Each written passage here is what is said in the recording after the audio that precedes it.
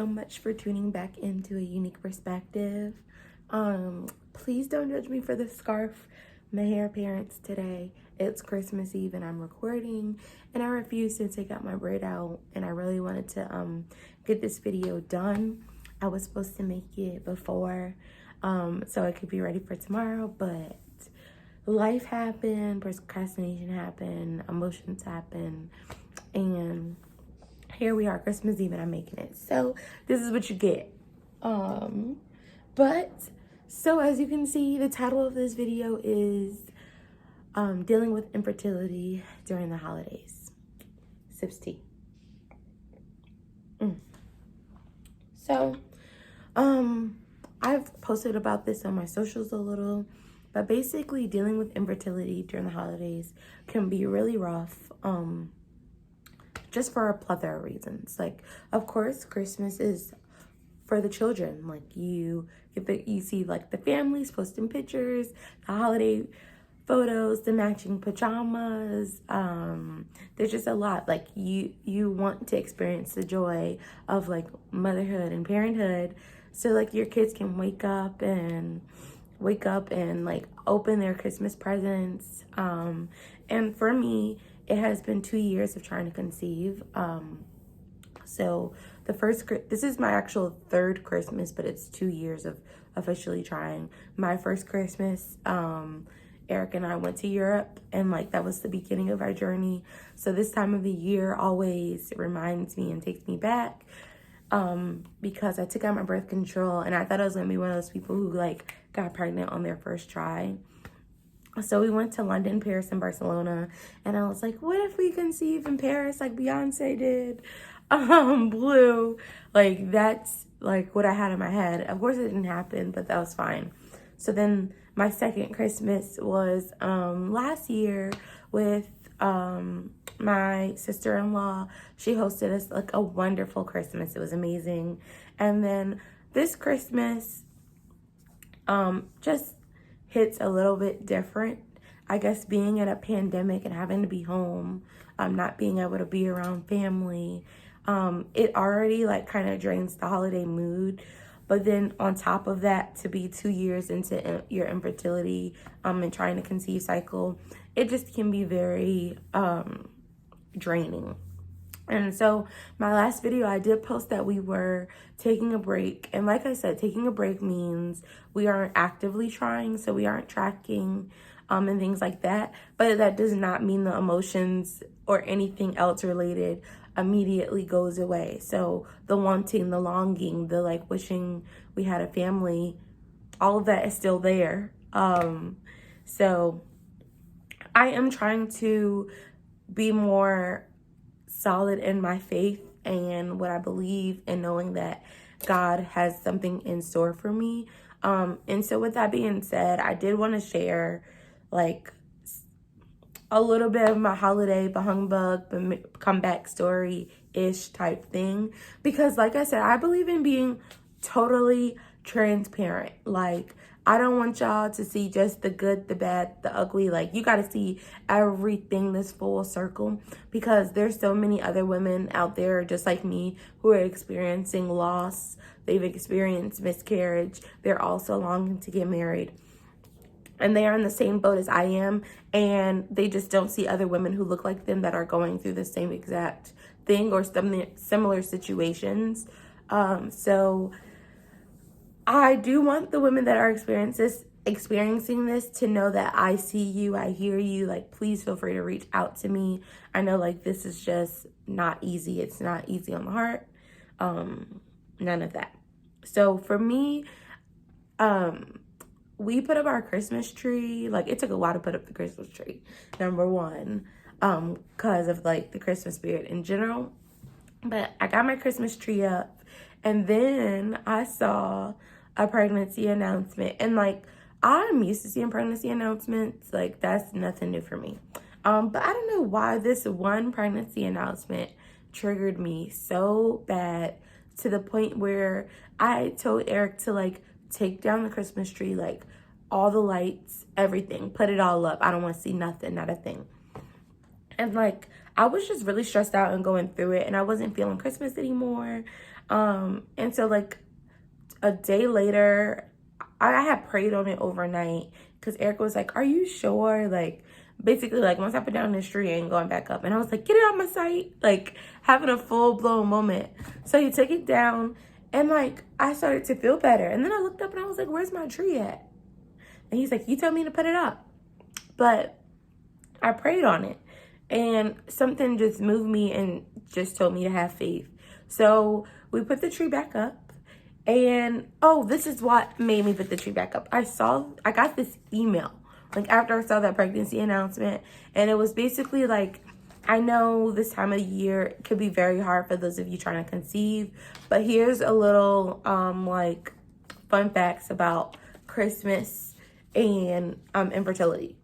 So the evergreen Christmas tree was a symbol of the essence of life.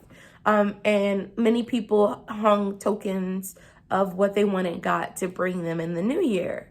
And then also the Druids, I probably pronounced that wrong, used mistletoe as a part of their ceremony as a fertility symbol and aphrodisiac. But basically, like, I didn't want the tree, an empty Christmas tree, to, like, be a symbol of, like, me losing faith, be a symbol of, like, all thing that's wrong with the holidays. Like, I wanted to see my Christmas tree up, love it, because we love the holidays, and, like, be able to walk through my living room, like, Christmas tree or no Christmas tree, I was still going through the motions. But what I realized is, while I was going through the motions, is 2 years later, I've been going through this, and every time I think I've healed or think I've grown and think I've, like, gotten to this new phase, it feels like it brings me back. And what I'm learning is that healing isn't linear. So every pregnancy announcement, every person, like, all of these different times of not getting pregnant, it's just me healing over and over and over again, because it's a wound that just gets deeper. And I, instead of just trying to say, oh, I've learned my lesson and I'm feeling better and I'm moving on to the next thing, I want to just live in it a little bit more. And that's okay. Like, I think there's this strong connotation that, like, oh, you can cry for a little bit, but then, like, you have to be strong. And it doesn't always work out that way. I can't always be strong. And that's okay. Like, if I have to crawl into bed for a little while, that's all right. But I do thank God I have a wonderful husband who supports me through all of this. So the Christmas tree is back up. But I wanted to share what we did in our household. Well, what I did. Because Eric is so supportive, but, like, he, like, knows it's me doing all of these, like, little crazy things.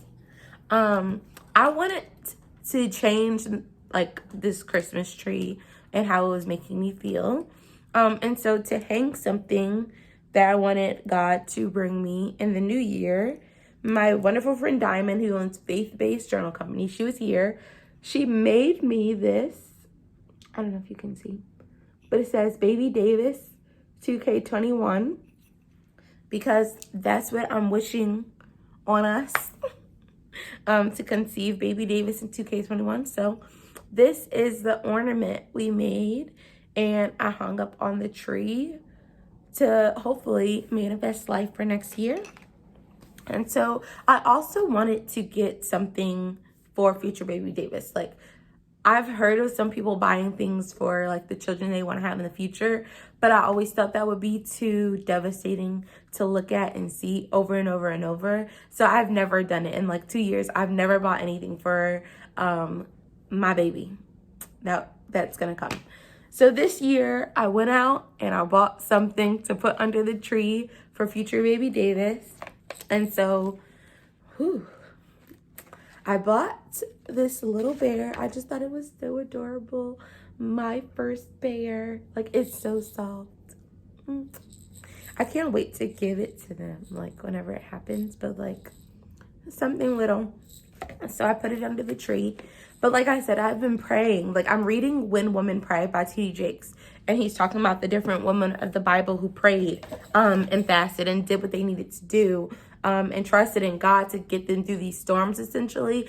And it just, the different women of the Bible resonated me, like Hannah, Esther, the Samaritan woman, like all of them just had different struggles, and like they trusted in God, or they didn't always trust in God. Like sometimes they were like, what the heck is going on? Like, I'm not really rocking with this. And God just had their back, and all of them were cemented in prayer. And I just said this to Eric, like, every time I cry or every time I feel down, I want to cry, go through it, and then I want to pray, because I want to be so cemented in my conversations with God, so he knows, like, God, I may be feeling this right now, but I'm still trusting in you. And so the last thing I got that I thought was perfect, because I happened to be walking through the store and I saw this, and it says, for this child we have prayed, Samuel 1:27. And I just thought it was so accurate and spot on. And so I put this under the tree, but this really is for like whenever we do get pregnant. I just think that's true. Like, for this child we have prayed. Like, that's a testament to how we are walking through this journey, I guess. And so everything is from faith-based over here, but you guys are gonna probably like think I'm crazy for having all of this. But so I've been reading my When Women Pray, and so like of course I write in my It Starts With Faith journal, and it has been such like a game changer. Like every time I'm feeling sad and I'm like crying, I just open it up and I see my scripture of the day, and like I just talk to God about it. But then I also have a manifestation journal that says manifesting baby Davis coming soon. And for this one, I just write my intentions of things I want, like things I want to experience with my child as if I already have my child, like just different things. I've been seeing a lot of like the manifestation and different things like that. So I'm open to it all, but I just want it to be a lot more based in faith. So with that being said, it's just really hard for those of us who are trying to conceive and dealing with infertility during the holiday season. Seeing so many happy families. I love seeing them. Like, I love seeing the pictures of the babies. I love seeing what kids got for Christmas. I love it all. But it's like, we're complex. Humans are complex. So you can be very happy for someone and sad for yourself at the same exact time.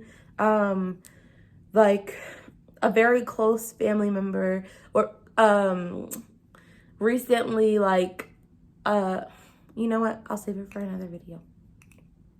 But anyways, all that to say, I don't know, check on your friends that are on this journey, because this time of year is not the easiest for them. So just a quick text message, let them know you're thinking about them. You don't even have to go into details. You don't have to do anything. Just like let them know they're in your hearts and in your minds, and send them a little love, because they might just need it. You never know. Like, you never know what your friends are going through.